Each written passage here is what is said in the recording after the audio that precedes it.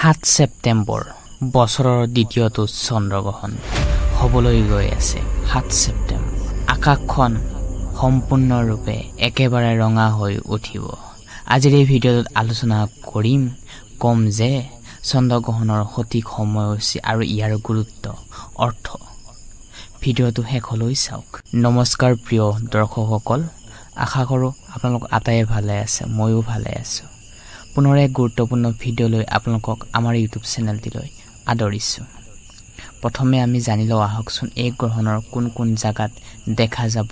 এই দ্বিতীয় আৰু বছৰৰ শেষৰটো চন্দ্ৰগ্ৰহণ ভাৰত আৰু বাংলাদেশ, নেপাল, ভূটান, শ্ৰীলংকা, আফ্ৰিকা, ইউৰোপ স্পষ্টভাৱে দেখা যাব। চন্দ্ৰগ্ৰহণৰ সময়ত চন্দ্ৰই সম্পূৰ্ণৰূপে ৰঙা হৈ দেখা যাব।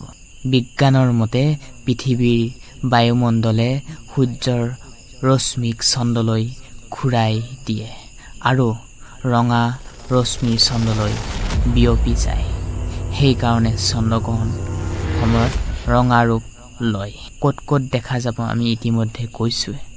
প্ৰিয় দৰ্শক, তেনেহ'লে আহকচোন আমি সঠিক সময়সূচী জানি লওঁ।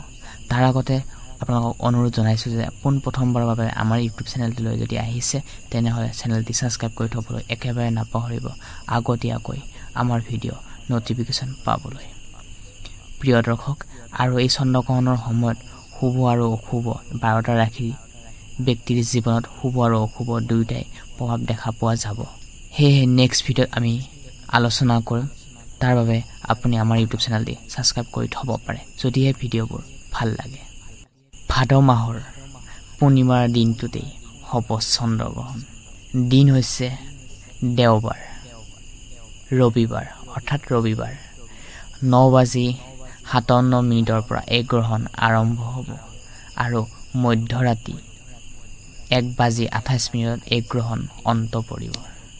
গ্ৰহণৰ মূল স্থিতিকাল 3 ঘণ্টা 26 মিনিট।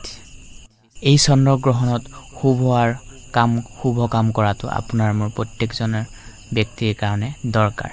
এই গ্ৰহণৰ সময়ছোৱাত মন্দিৰৰ দুৱাৰ বন্ধ কৰি ৰখা হয়। আপুনি মই প্ৰত্যেকজন ব্যক্তিয়ে জানো, তথাপিও ভিডিঅ'টোত আমি উল্লেখ কৰিছোঁ। এই সময়ছোৱাত খোৱা লোৱাৰ পৰা বাচি থাকিব লাগে, আঁতৰি থাকিব লাগে। যদি ভাত বা যিকোনো বস্তু বনাইছে তেনেহ'লে তাৰ ওপৰত তুলসী পাত দি ৰাখিব। যদি আপোনাৰ আগতীয়াকৈ ৰন্ধা মেলা ভাত যদি থাকি যায় তাৰ ওপৰত তুলসী। গ্ৰহণৰ সময়ত যদি ভাত ৰান্ধে, খোৱা লোৱা বস্তুবোৰ কৰে তেনেহ'লে ৰাখিব নালাগে। খোৱা লোৱাৰ পৰা আমি সদায় আঁতৰি থাকিব লাগে। প্ৰিয় দৰ্শক, আৰু এই চন্দ্ৰগ্ৰহণৰ সময়ত গৰ্ভৱতী মহিলাই কোনো ধৰণৰ বস্তু কাটা মেলা কৰিব নালাগে। প্ৰিয় দৰ্শক, তেনেহ'লে আজি এই গুৰুত্বপূৰ্ণ ভিডিঅ'টোৰ পৰা আমি বিদায় মাগিছোঁ। আকৌ নেক্সট ভিডিঅ'ত আপোনালোকক আটাইকে লগ পাম বুলি আশা থাকিল। ধন্যবাদ।